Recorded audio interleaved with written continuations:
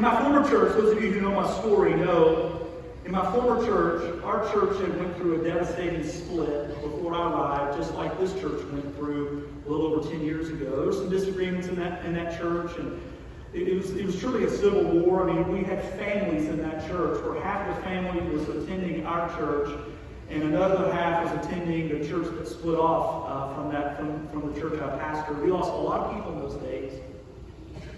So when I came in as pastor, I came in with a lot of hope. I believed God had called me there. I expected God to do a turnaround there. And I will tell you, in our first year, we saw an incredible move of God. That was just the beginning. We saw over 100 people join the church in that first year. And we had several years of growth. Just about every year, we had more people in attendance and more mission dollars given than the year previous.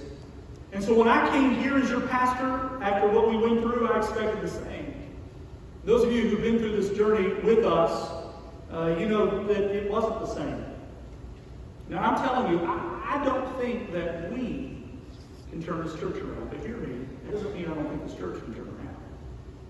I don't think that we can turn it around, but God can turn this church around. You see, let me give you a little bit of a timeline. When I arrived in 2010, we did see a little bit of growth up through about the year 2012.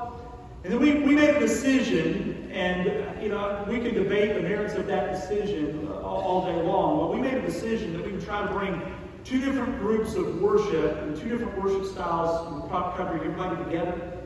Maybe we tried to go at it a little prematurely, but we attempted it with great hope and great promise there. But you know that was really a failed experiment. And it wasn't long, about a year and a half later, that we moved back into two different worship services, two different worship styles. And the decline that we began after we moved into the one service, because we started losing people, started leaving in our membership roles, that continued for several years. And things bottomed out in 2017 when we had a little storm called Hurricane Irma come right on top of us. Remember that? And it was earlier that year that we had passed a budget for our church because we had seen a decline in numbers in attendance, which also means a decline in the offering plate, right? And we had passed what was probably the smallest annual budget that we had had since we had moved onto this property in the early 90s. We were doing as much as we had ever done, but we were doing it more efficiently than ever. And we were doing okay until Irma came sweeping through here, and something happened. We lost our momentum. Attendance started to slack off. We were at a point where giving was bad. And I'll tell you, I personally reached a bottom point.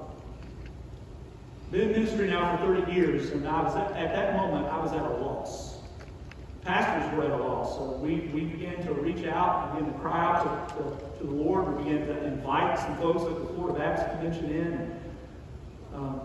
Interestingly enough, as they began to work with us, much of what they were suggesting to us that we needed to do were things we were already trying to do.